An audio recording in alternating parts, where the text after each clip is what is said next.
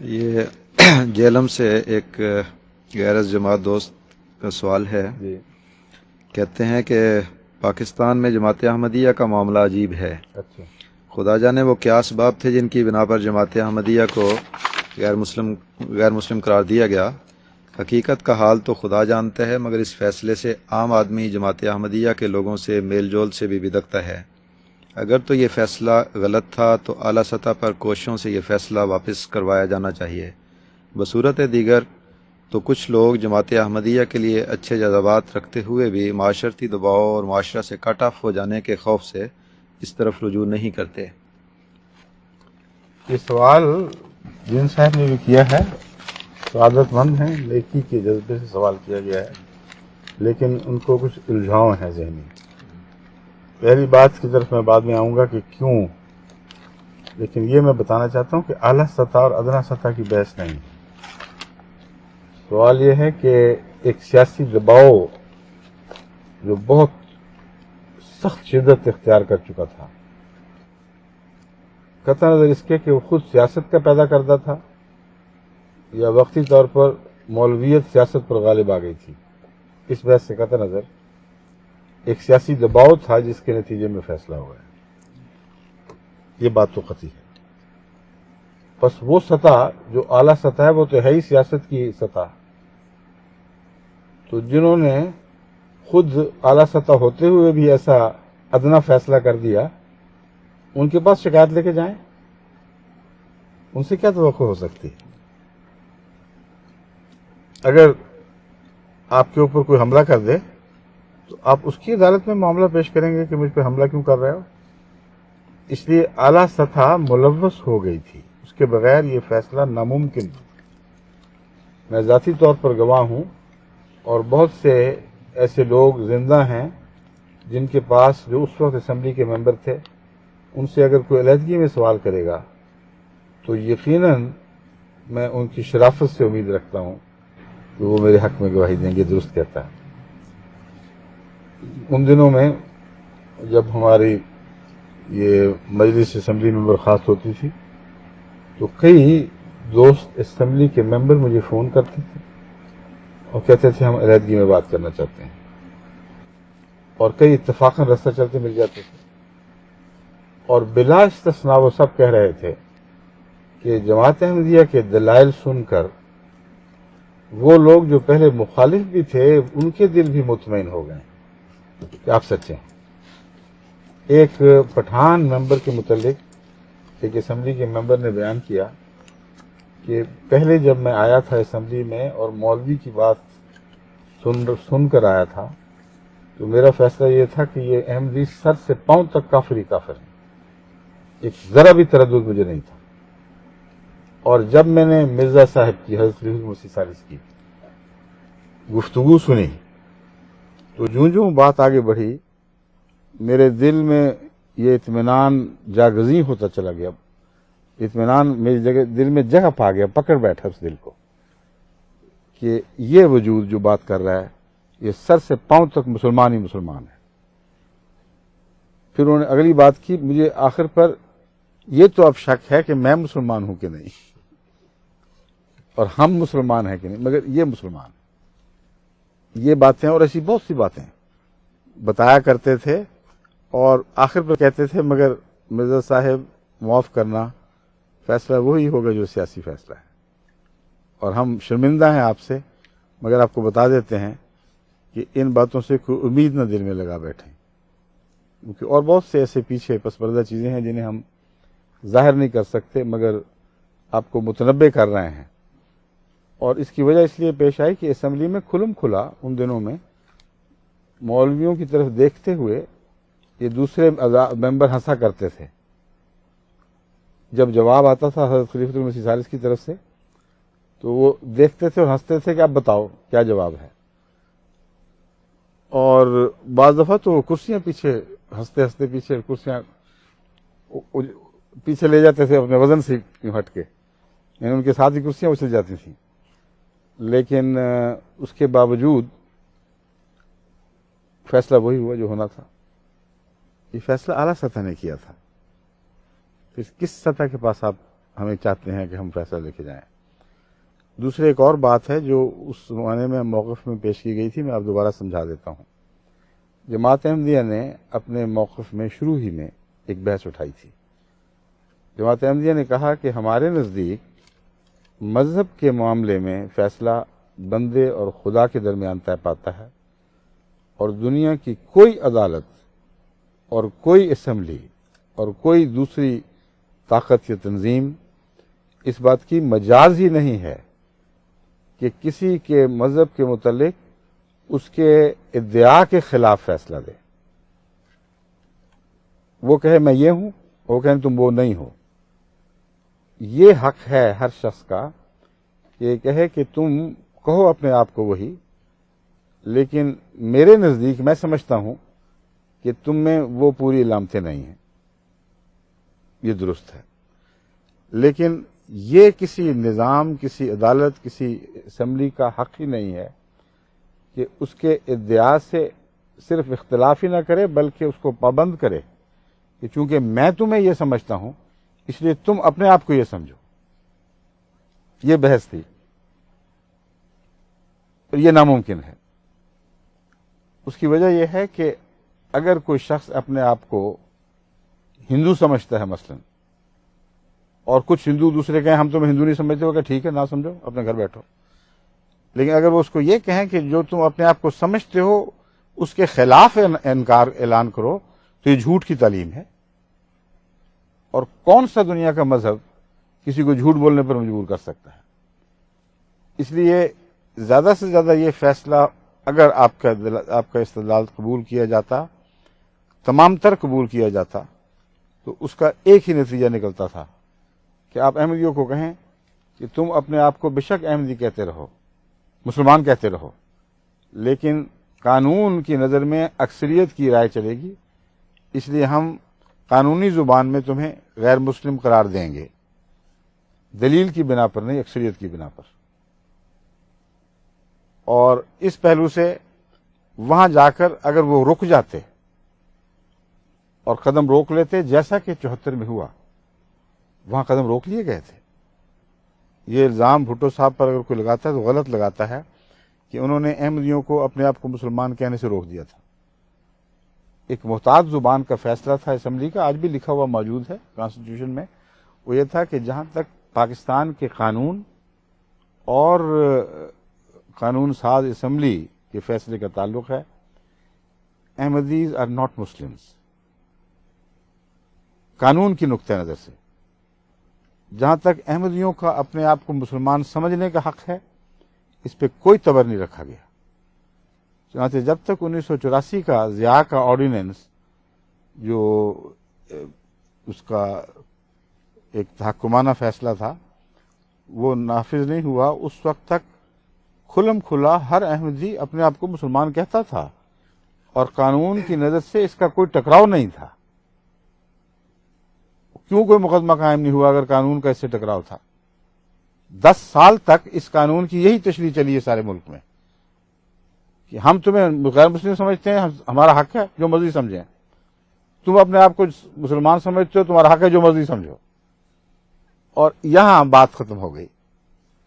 تکلیف تو تھی، لیکن اس میں ہمارے بنیادی انسانی حق پر چونکہ تبر نہیں رکھا گیا تھا، اس لیے احمدی اس بارے میں خاموش رہے، برداشت کرتے رہے۔ ضیاء کے وقت یہ ظلم ہوا ہے کہ احمدی کے لیے سچ بولنا گناہ قرار دے دیا گیا، اور یہ شریعت اسلامیہ کی سب سے بڑی حد تک گستاخی ہے۔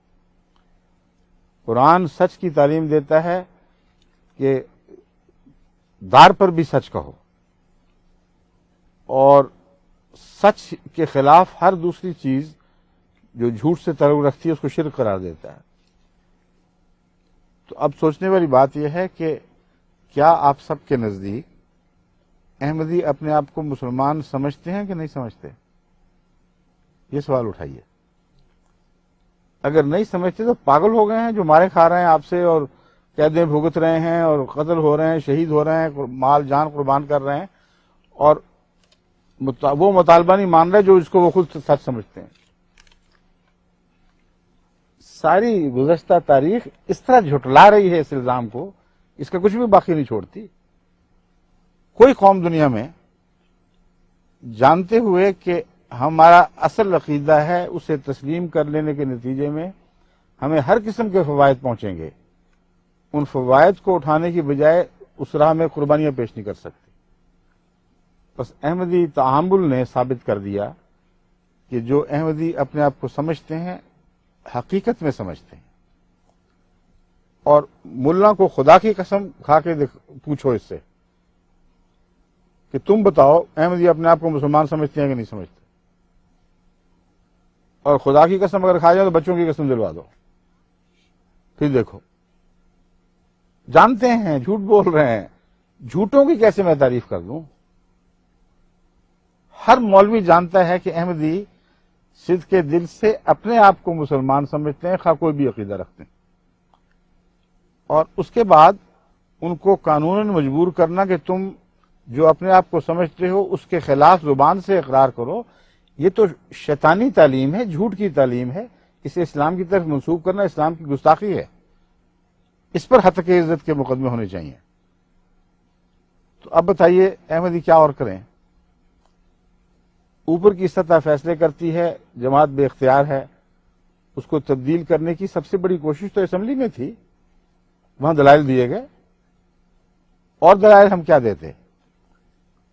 جہاں تک بات کی اپیلوں کا تعلق ہے اس میں بھی میں آپ کو ایک بات بتا دوں کہ جتنے بھی مقدمے کیے گئے ہیں عدالتوں میں، جن میں جماعت کے بعض افراد کے خلاف بڑی بڑی عدالتوں نے فیصلے دے دیے، ان کا حق نہیں مانا، وہ مقدمے جماعت کی طرف سے نہیں تھے. میں نے ایک دفعہ بھی سارے اپنے عرصے میں جماعت کو اجازت نہیں دی کہ جماعتی لحاظ سے کسی عدالت کے پاس پہنچیں اور اپنا مسلمان ہونا تسلیم کروائیں. اس کی وجہ یہ ہے کہ ہمارے اس موقف کے خلاف ہے. ہم سچے لوگ ہیں، جس بات پر قائم ہوں دیانتداری سے اس پر قائم رہتے ہیں. نہیں، پانی کی ضرورت نہیں. ٹھیک ہے.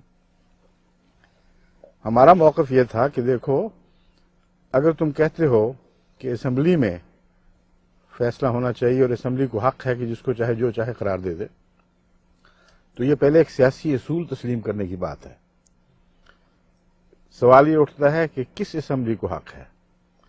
کیا سیاست دنیا کی کسی اسمبلی کو یہ حق دیتی ہے کہ سیاست کے دائرے سے باہر جا کر دنیا کے کسی مذہب کی طرف منسوب ہونے والے انسان کے متعلق یہ فیصلہ کرے کہ جو وہ کہتا ہے اسے یہ کہنے کا حق ہے کہ نہیں، وہ مذہب ہے اس کا کہ نہیں جو مذہب بیان کرتا ہے؟ اگر یہ سیاست کا عطا کردہ حق ہے اسمبلی کو، تو پھر یہ حق برابر ہندوستان پر بھی چلے گا، انگلستان پر بھی چلے گا، یہود پر بھی چلے گا، یعنی اسرائیل پر بھی چلے گا. اور ہر ملک کو کی اسمبلی کو یہ قانونی حق ہوگا اور سیاسی حق ہوگا کہ اپنے ملک کے کسی باشندے کے متعلق یہ فیصلہ کرے یا کسی جماعت کے متعلق فیصلہ کرے کہ وہ کہتے ہیں کہ ہم یہ ہیں، ہم نہیں سمجھتے کہ وہ ہیں. اگر اس طرح ہندوستان کی اسمبلی ایک دن بیٹھ جائے تو اپنا 1000 سالہ جھگڑا طے کروا لے، 100 سالہ کی بحث نہیں ہے. وہ کہہ سکتی ہے کہ ہم نے غور کیا ہے کہ جو لوگ مسلمان کہہ رہے ہیں اپنے آپ کو، ان کے عقیدوں میں ایسی باطل باتیں داخل ہو چکی ہیں کہ ان کو مسلمان کہنے کا اپنے آپ کو کوئی حق نہیں ہے. اس لیے آج کے بعد ہندوستان میں کوئی مسلمان نہیں. پھر وہ جو مرضی کریں، پھر آپ کو کیا؟ وہ کہیں گے ہم آپس میں بات کر رہے ہیں، غیر مسلموں سے لڑ رہے ہیں. یہ درست ہوگا؟ نہیں تو کیوں نہیں ہوگا؟ سیاست حق اسمبلی کو دیتی ہے تو پھر ہر جو اسمبلی کو دیتی ہے، اگر نہیں دیتی تو کسی کو بھی نہیں دیتی. اگر اس بات کو اور آگے چلا کر دیکھیں، کسی اسمبلی میں کس کی اکثریت ہے، یہ بحث اٹھے گی. اگر ایک اسمبلی میں اسلام کے متعلق فیصلہ ہو رہا ہے اور مسلمانوں کے ان گروہوں کی اکثریت ہے جو ایک چھوٹے گروہ کے خلاف فیصلہ کرنے کے لیے بیٹھے ہیں، تو اس کا مطلب یہ بنے گا کہ وہ جو اکثریت والے ہیں وہ ایک پارٹی ہیں اور جو اقلیت والے ہیں وہ ایک پارٹی ہیں. اور سیاست میں اکثریت سے ناجائز فائدہ اٹھاتے ہوئے ایک اکثریت پارٹی ایک چھوٹی پارٹی کے خلاف قانون پاس کر دیتی ہے اور اس طرح سیاست کا بے جا ناجائز استعمال کرتی ہے. عدالت میں جا کر دیکھو تو وہاں بھی یہی بات نکلتی ہے. اگر کسی عدالت میں جماعت احمدیہ یہ سوال اٹھائے تو پہلا سوال یہ اٹھے گا کہ اس عدالت کے منصفین کا اپنا عقیدہ کیا ہے. کیا وہ منصفین جماعت پاکستان کے ان مسلمانوں سے تعلق رکھتے ہیں جن کے نزدیک جماعت احمدیہ کافر ہے، یا ان مسلمانوں سے تعلق رکھتے ہیں جن کے نزدیک جماعت احمدیہ مسلمان ہے؟ اگر وہ ان لوگوں سے تعلق رکھتے ہیں جن کا عقیدہ یہ ہے کہ جماعت احمدیہ مسلمان ہے، تو ان کے لیے عدالتی کارروائی کے بعد اس کے سوا چارہ کوئی نہیں کہ یا تو خود اپنے آپ کو غیر مسلم کہلوانے کے لیے تیار ہو جائیں اور جماعت کے حق میں فیصلہ کر دیں، یا اپنے عقیدے پر قائم رہیں اور اپنے عقیدے کا فیصلہ کریں. انصاف کی بحث کہاں سے آ جائے گی؟ انصاف کی بحث کا تو موقع ہی کوئی نہیں. پارٹیاں ہیں دو، عدالت فریق ہے، اور اگر کوئی احمدی جج آ جائے تو کیا آپ اس کا فیصلہ مانیں گے؟ عدلیہ میں دو گز کہاں سے ہو گئے؟ میں کہتا ہوں جو احمدی جج ہیں ان کو اکٹھا کر کے ان کا ایک پینل بنا لو اور ایک فیصلہ ان کے سے کروا لو اور ایک فیصلہ غیر احمدی ججوں سے کروا لو، پھر دیکھو کیا فیصلہ ہوتا ہے. کیا خیال ہے تمہارا کہ احمدی جج بھی فیصلہ یہی دیں گے جو غیر احمدی جج دیں گے؟ ظاہر بات ہے کہ اگر وہ دیں تو ساتھ ہی مرتد ہو کے جماعت کو چھوڑ کے جائیں گے، اور جو تمہارے جج ہمارے حق میں فیصلہ دیں گے وہ مرتد ہو کے نکل جائیں گے باہر. اور اگر وہ دے بھی دیں تو تم ان کو مانو گے نہیں. یہ تسلیم شدہ بات ہے. ناممکن ہے کہ تم ان کے فیصلے کو قبول کر لو. تو کس عدالت کی طرف جائیں؟ کیا سکھ جج بنائیں یہ فیصلہ کرنے کے لیے؟ یہ اصولی بات ہے. یا ہندو جج بنائیں یا عیسائی جج بنائیں؟ اگر اس اصول کو تسلیم کر لو تو پھر ہر جگہ دنیا میں یہ چلے گا کہ اگر اسلام کے متعلق دو فریق جھگڑا کرنے والے ہوں، جیسا کہ اب شیعہ سنی کی مثال ہے سامنے ہے. شیعہ کہتے ہیں ہم پکے سچے مسلمان، یہ جھوٹے مسلمان. سنی کہتے ہیں ہم پکے سچے مسلمان، یہ جھوٹے مسلمان. تو ان کا فیصلہ یا تو پنجاب کی عدالتوں میں لے جایا جائے، مشرقی پنجاب میں، یا پھر ہندوستان کے ان علاقوں میں لے جایا جائے جہاں کٹر ہندو، بمبئی میں، کاٹھیا واڑ میں، کہیں لے جاؤ اور ان سے فیصلہ کرو بھی تم بتاؤ، ہمیں نہیں پتہ لگتا. یہ دو فریق مجبوری ہے ہمارے درمیان فیصلہ کر دو. اور اگر وہ منظور نہ ہو تو پھر عیسائیوں کے پاس لے جاؤ فیصلے. عیسائی حکومتوں سے کہو، کیتھولک روم ہے وہاں چلے جاؤ، ویٹیکن کے پاس چلے جاؤ، پوپ صاحب سے درخواست کرو کہ بھائی ہمارے درمیان فیصلہ بڑا مشکل ہو گیا ہے. اگر ہمارے جج فیصلہ کریں گے، وہ شیعہ ہوئے تو سنی اعتراض کریں گے، سنی ہوئے تو شیعہ اعتراض کریں گے، اور ان کے اعتراض کو تم تسلیم کرو گے کہ ہاں جائز اعتراض ہے. تو جب تک ہمارا فیصلہ نہیں ہوا، ہمارا بھی تو یہی موقف تھا. اس وقت تک مسلمانوں کا حصہ تھے. فیصلے سے پہلے تم نے ناانصافی کر دی ہے. فیصلہ ان کے پاس لوٹایا جن کا جو ہمارے متعلق مولویوں والا عقیدہ پہلے سے رکھتے تھے، اور جب وہ بھی ماننے والے ہو گئے تو ان پر ایسا دباؤ ڈالا گیا کہ ایک ہماری ایم این اے صاحب اس زمانے کے، انہوں نے مجھے یہاں تک کہا کہ میرا بہت زیادہ رجحان ہو گیا تھا اور میں سوچ رہا تھا کہ میں اٹھ کر کہہ دوں گا کہ جو مرضی فیصلہ کرو، ہے یہ سچے مسلمان. تو مجھے پیغام ملا کہ اگر تم نے اس بات کی جرت کی تو باہر ایسے ہم مولوی اکٹھے کر سکتے ہیں جو تمہاری تکہ بوٹی کر دیں گے. اس نے کہا مجھے آپ کچا مسلمان سمجھنے، کم ایمان والا، میں تو ڈر گیا ہوں، مجھ میں طاقت نہیں. تو فیصلے سے پہلے تم ایک ناجائز فیصلہ کر بیٹھے تھے. جو پارٹی تھی، جو فریق تھا اس ایک فریق کو تم نے طاقت دے دی کہ دوسرے فریق کے خلاف وہ فیصلہ دے دیں. پھر اس عدالت عالیہ جو اسمبلی کی بنی ہوئی تھی اس کا ایک اور حال سن لیجیے. آپ کے سب اخبار والے جانتے تھے اس زمانے میں اور لکھتے تھے کہ فلاں منسٹر صاحب دیریاں ہیں، فلاں صاحب یہ ہیں، پارٹی کی اکثریت کو نماز پڑھنی تو درکنار نماز آتی ہی نہیں، اور یہ سارے بیٹھے ہوئے تھے یہ فیصلہ دینے کے لیے کہ احمدی مسلمان ہیں کہ نہیں. ان میں لازماً دہریے شامل تھے، اور اگر کوئی کسر رہ گئی تھی تو اس کسر کو ضیاء الحق صاحب نے اپنے زمانے میں پورا کر کے عملاً اس بات کے خلاف گواہی دے دی جس بات کی تائید میں انہوں نے مزید اقدام کیے تھے. جھوٹ کے پاؤں نہیں ہوتے، دیکھیں کیسا تضاد خدا نے پیدا کروا دیا. انہوں نے بنا یہ کی تھی احمدیوں کے خلاف آرڈیننس کی کہ پاکستان کی نیشنل اسمبلی اور کانسٹیٹیوئنٹ اسمبلی یہ فیصلہ دے چکی ہے کہ یہ مسلمان نہیں. اس لیے اس فیصلے کا ایک منطقی نتیجہ یہ نکلتا ہے، یہ ان کی منطق تھی کہ ہم انہیں مجبور کریں کہ تم وہ نہ اپنے آپ کو سمجھو جو تم سمجھتے ہو، تم اپنے آپ کو وہ سمجھو جو ہم سمجھتے ہیں. یہ تھی منطق. اور اس منطق کی جو بنا بنائی وہ یہ تھی کہ پاکستان کی مسلمان اسمبلی، اور بعد میں پھر ایک وائٹ پیپر شائع فرمایا. اس وائٹ پیپر کو آپ پڑھ لیں تو حیران رہ جائیں گے کہ کس اسمبلی کے فیصلے پر بنا کر کے انہوں نے یہ آمرانہ فیصلہ کیا تھا. وائٹ پیپر نام بنام تفصیل کے ساتھ لکھتا ہے اس اسمبلی کے فلاں صاحب دیریا، فلاں صاحب شرابی کبابی، سارے کے سارے رشوت خور، سارے کے سارے جھوٹے، اور فلاں کار اور فلاں کار اور فلاں کار. ان کے کار بھی گنوا دیے تھے. خود مہر تصدیق ثبت کر دی ضیاء صاحب اور ان کی حکومت نے کہ جس اسمبلی نے احمدیوں کو غیر مسلم قرار دیا تھا ان میں کوئی مسلمان والی بات نہیں تھی. اور جہاں تک مجھے یاد پڑتا ہے اس قسم کا فکرہ بھی موجود تھا. یہ مسلمان کہلانے والے لوگ تھے، ان میں کوئی اسلام کی بات نہیں تھی.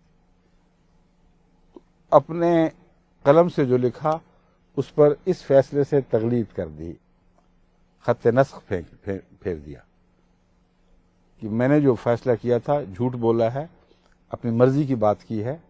جہاں تک اسمبلی کے فیصلے کا تعلق ہے وہ مجازی نہیں تھی، اس کی یہ صلاحیت ہی نہیں تھی کہ یہ فیصلے دے سکتی. اب بتائیے کس عدالت عالیہ، کن بڑی سطح کے لوگوں نے ہمارے اوپر ظلم کیا ہوا ہے جن کے پاس جا کر ہم اپیلیں کریں. یہ سارے وہ لوگ ہیں جو ان فیصلوں میں شریک تھے. بس اگر فیصلہ کرنے والوں کا اپنا یہ حال تھا تو ہمارے بارے میں وہ کیا کہہ سکتے ہیں اور کیا سوچ سکتے ہیں.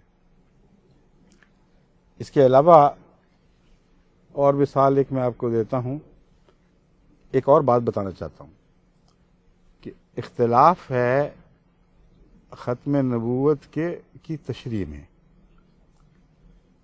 جماعت احمدیہ نے یہ موقف بھی پیش کیا تھا کہ دیکھو تم کہتے ہو کہ تمہاری تشریح ایسی ہے کہ جو 100% اجماع امت کی روح سے تمہیں دائرہ اسلام سے خارج قرار دیے جانے کا اہل قرار دیتی ہے.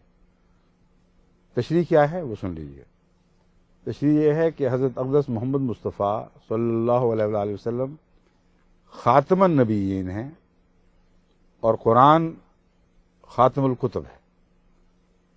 ان معنوں میں کہ قرآن کا ایک شوشہ بھی کبھی منسوخ نہیں ہو سکتا اور کامل کتاب ہے، اور حضرت محمد رسول اللہ صلی اللہ علیہ وسلم ان معنوں میں خاتم کہ آپ کا ہر حکم قیامت تک واجب التعمیل ہے. مجال نہیں کسی کی کہ اپنا ایمان بچاتے ہوئے آپ کے حکم کسی سرکوبی کر سکے، کے خلاف بات کر سکے، لفظ اٹھانا، کوئی حرکت کر سکے یا تسلیم کرنے سے انکار کر دے.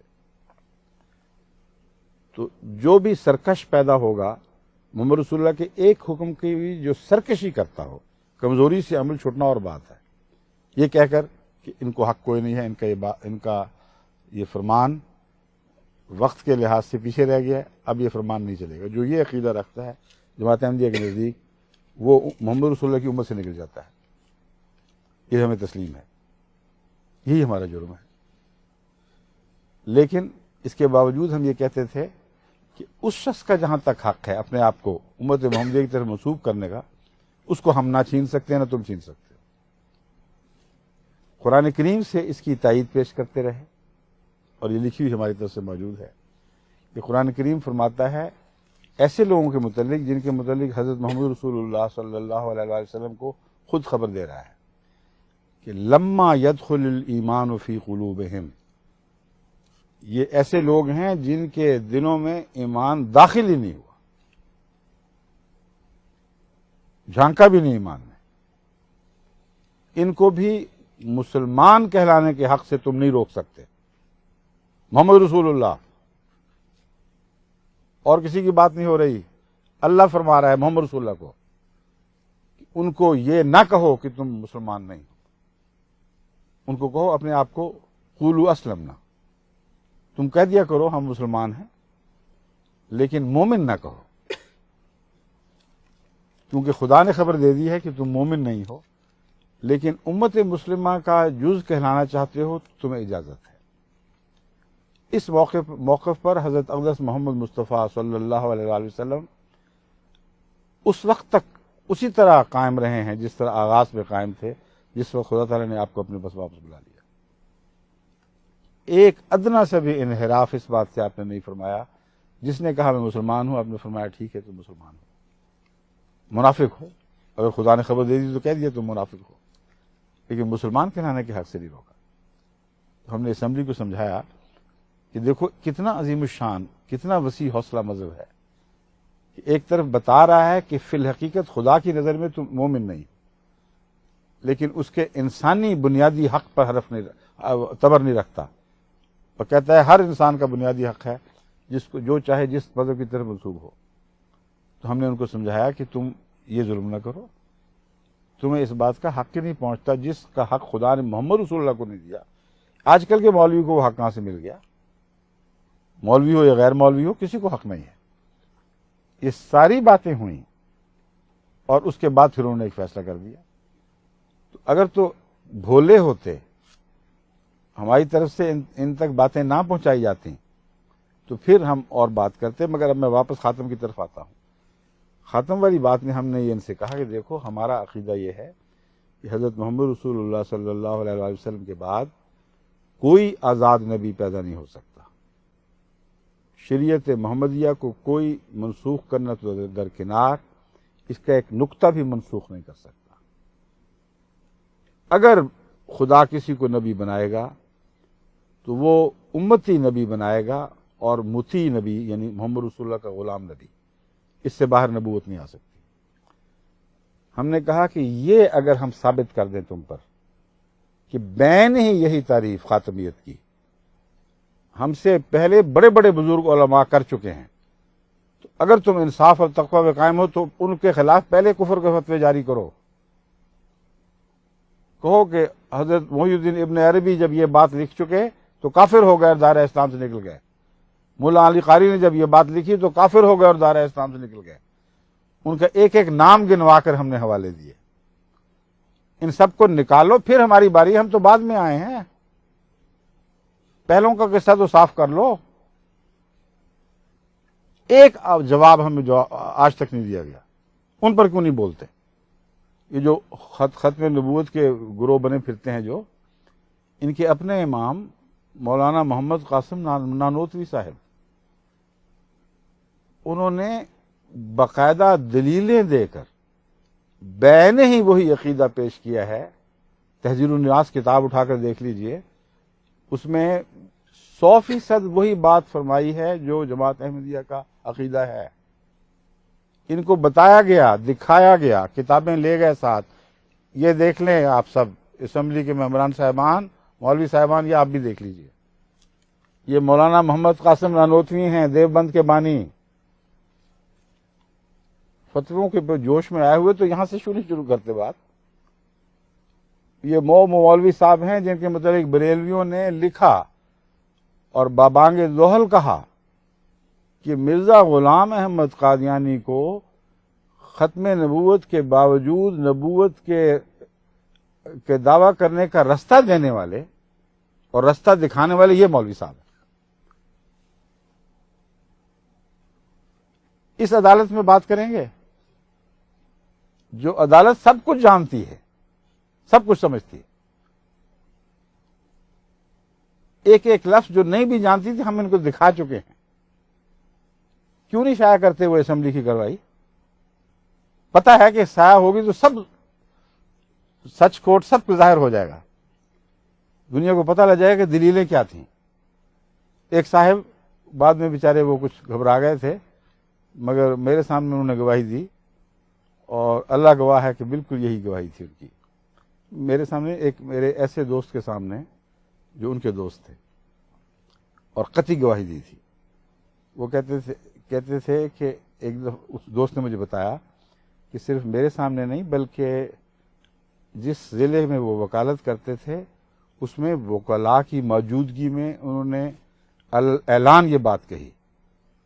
کسی نے ان سے پوچھا کہ جناب اگر آپ لوگوں کا فیصلہ ایسا ہی قوی تھا اور جماعت احمدیہ حقیقتاً دلائل کی بنیاد پر واضح اور قطعی طور پر غیر مسلم کہلانے کی مستحق تھی تو اس کارروائی کو شائع کیوں نہیں کرتے؟ شائع کریں تاکہ یہ قصہ نپٹے بیچ میں سے، ہر آدمی کو پتہ لگ جائے کہ اسمبلی نے کوئی ظلم نہیں کیا۔ تو انہوں نے جواب دیا شکر کرو شائع نہیں کرتے، اگر شائع کر دیں تو آدھا پاکستان احمدی ہو جائے۔ میں نے جب یہ بات سنی میں نے کہا آدھا تو نہیں، میرا خیال ہے شاید پورا ہی ہو جائے، اللہ توفیق دے تو۔ چند سخت دل تو رہ ہی جاتے ہیں، مگر پاکستان کی بھاری اکثریت کے متعلق بنیادی طور پر ہمارا یہی یقین ہے کہ نفس کے شریف ہیں، گناہ اوپر ہیں، بیچارے مجبور ہو گئے حالات سے، کوئی روکنے والا سمجھانے والا نہیں رہا، لیکن دل میں محبت ہے سچائی کی اور اسلام کی۔ تو میں نے کہا کہ یہ تو پورے ہو جاتے شاید، لیکن یہ تو خیر کہنے کی باتیں، اللہ جس کو توفیق دے وہی ہوتا ہے، ہر بندے کے کہنے سے تو نہیں ہو جاتا۔ میری یہ گزارش ہے کہ اس کو شائع کر دیں، جو باتیں میں نے بیان کی ہیں وہاں دکھائی دیں گی آپ کو، ہر بات سچی ہے۔ یہ سب باتیں ہم کہہ چکے ہیں، سب پاپڑ بیل چکے ہیں، اونچی سے اونچی عدالتوں کے سامنے یہ باتیں بیان کر چکے ہیں، لیکن جانتے بوجھتے سنوائی نہیں ہوتی تو ہم کس کے پاس جائیں؟ اس لیے اصولاً جب ہم نے یہ حق ہی نہیں مانا کہ دنیا کی کسی عدالت کو یا دنیا کے کسی سیاسی گروہ کو اپنے ملک کے باشندوں کے خلاف یہ حق حاصل ہے کہ سیاسی اکثریت کے نتیجے میں مذہبی فیصلے کریں، یہ حق ہی ہم نے تسلیم نہیں کیا، تو آخری بات پھر وہی میں دہرا رہا ہوں جو سب سے پہلے کہی تھی، ہمیں اس اصول کو توڑنے کی کوئی ضرورت نہیں ہے۔ اللہ فیصلہ فرمائے گا، اور وہ فیصلہ جب فرمائے گا تو تمہاری کچھ پیش نہیں جائے گی۔ اس کا فیصلہ دو طرح سے ظاہر ہوتا ہے، یا سزا کی صورت میں، اور پھر وہ ایسے لوگوں کو مٹا دیتا ہے جو باوجود بار بار حق سننے کے بات نہیں مانتے، اور دوسرا رحم کی صورت میں، جیسا کہ حضرت اقدس محمد رسول اللہ صلی اللہ علیہ وآلہ وسلم کی دعاؤں کے نتیجے میں سارے کا سارا طائف جو آپ کے خلاف ظلم میں سب سے بڑا ہوا تھا مسلمان ہو گیا۔ تو جب خدا کی تقدیر چلے گی تو دونوں میں سے ایک تقدیر تو لازماً آئے گی، پھر آپ چاہیں تو روک نہیں سکیں گے۔ اگر نعوذ باللہ خدا نخواستہ آپ لوگ اپنی ضد پر یہ باتیں سننے کے باوجود قائم رہے، یا دنیا سے ڈر کر خدا کا خوف چھوڑ دیا، تو پھر اللہ کی مرضی ہے، چاہے تو یہ فیصلہ کرے، چاہے تو وہ فیصلہ کرے، چاہے تو آپ کے دل بدل دے، چاہے آپ کو سرپرستی سے بٹا ڈالے اپنا قلم پھیر کر۔ مگر میری دعا اور التجا یہی ہے اللہ سے مسلسل، آپ کے دل بدل دے اور اپنے فضل کے ساتھ آپ میں سے جتنے سعید فطرت لوگ ہیں سب کو ہدایت کی توفیق بخشے۔ رہا خوف والی بات تو میں اس کے جواب دے ہی چکا ہوں کہ دنیا کا خوف نہیں کرنا چاہیے، اللہ کا خوف رکھنا چاہیے۔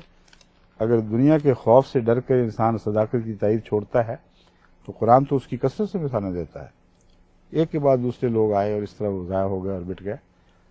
خدا کا خوف، قرآن کریم فرماتا ہے یہ لوگ لوگوں سے ڈرتے ہیں اور مجھ سے نہیں ڈرتے، اور بڑی سخت تنبیہ ہے۔ تو وہ لوگ جن کے دل میں واقعی احساس ہے کہ جماعت سچی ہے، ان کو پھر جرأت کرنی چاہیے، دعا سے جرأت ہوگی، یہ میں بتا دوں، دعا کریں گے تو جرأت نصیب ہوگی۔